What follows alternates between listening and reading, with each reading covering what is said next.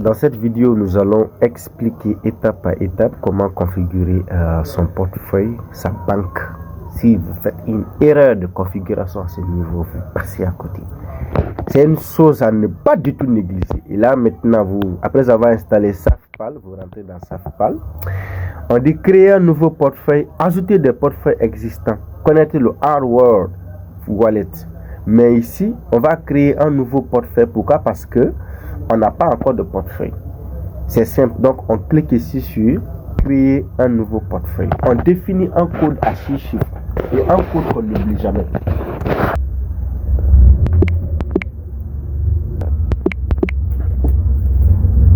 On met son empreinte digitale. On va sauvegarder le portefeuille parce que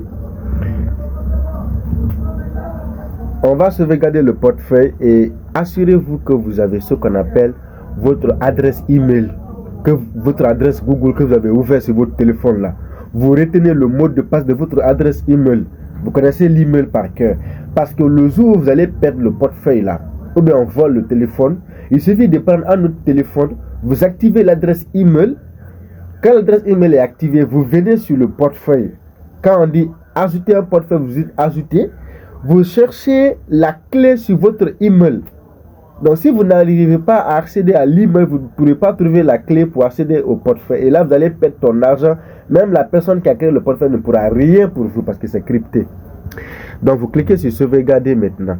Il y a un problème, je ne retiens pas mon mot de passe Google. Vous allez essayer de réinitialiser ça, c'est très important. Vous cliquez sur sauvegarder sur Google Drive. Ensuite, vous attendez. S'il y a beaucoup d'emails, on va vous sortir les emails qui sont là. Quel est le compte que vous aimez de plus? C'est ça, Boubacar. Vous cliquez sur ce compte-là. Vous attendez. Ils vont vous connecter à votre Drive. Ça sera là-bas. À chaque fois que vous vous connectez avec l'email là, sur votre portefeuille va revenir. Cliquez sur continuer.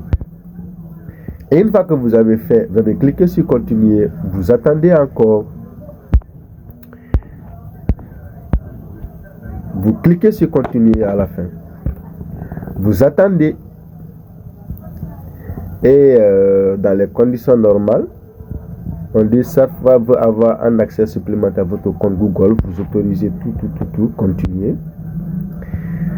Et une fois que c'est fini, vous faites rentrer votre code à 6 chiffres que vous avez mis au début. N'oubliez pas vos codes. Qu'est-ce qu'on dit? On fait le mot de passe de sauvegarde. Le mot de passe de sauvegarde, souvent, c'est le mot de passe que vous avez l'habitude d'utiliser.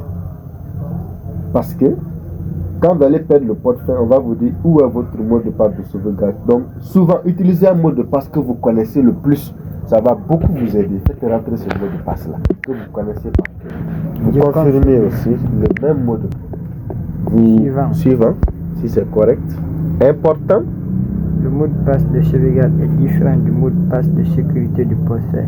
Il est uniquement utilisé pour la récupération de ce portefeuille. Pourquoi? Parce que quand vous allez perdre le portefeuille, quand on vous demande le mot de passe de sauvegarde, parce qu'il y a les clés, il y a les lettres, il y a des mots, 12 mots qui sont enregistrés dans le Google Drive.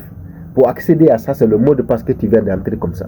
Mais si tu veux ouvrir ton portefeuille et accéder, soit tu mets ton empreinte digitale, soit tu mets les codes à 6 chiffres que vous avez mis au début.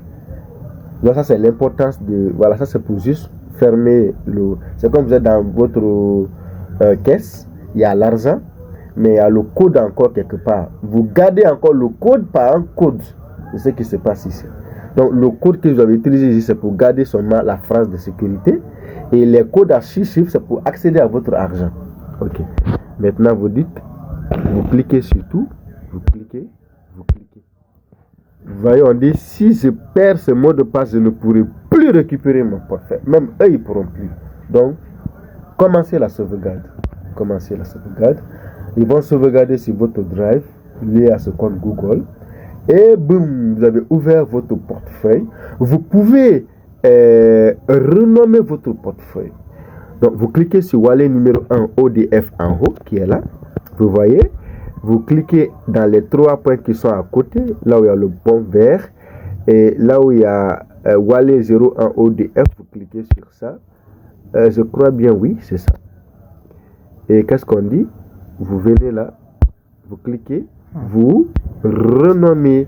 Vous pouvez dire, vous pouvez mettre là-bas Touré BNB Infinity. Pourquoi? Parce que il y a beaucoup de smart contracts qu'on va lier à notre portefeuille. Mettez ça majuscule, c'est mieux.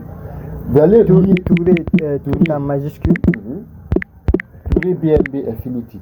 Il y aura beaucoup de contrats qu'on va lier au portefeuille et chaque portefeuille aura ici son smart contract.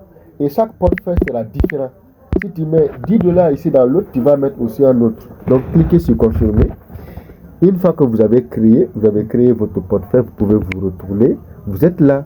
Ce qui reste maintenant, c'est de faire quoi? C'est de lier le portefeuille là au robot. Mais pour lier le portefeuille au robot, il faut qu'on te donne le lien qui va te conduire vers le robot. Et ce lien là, c'est moi qui dois générer le lien.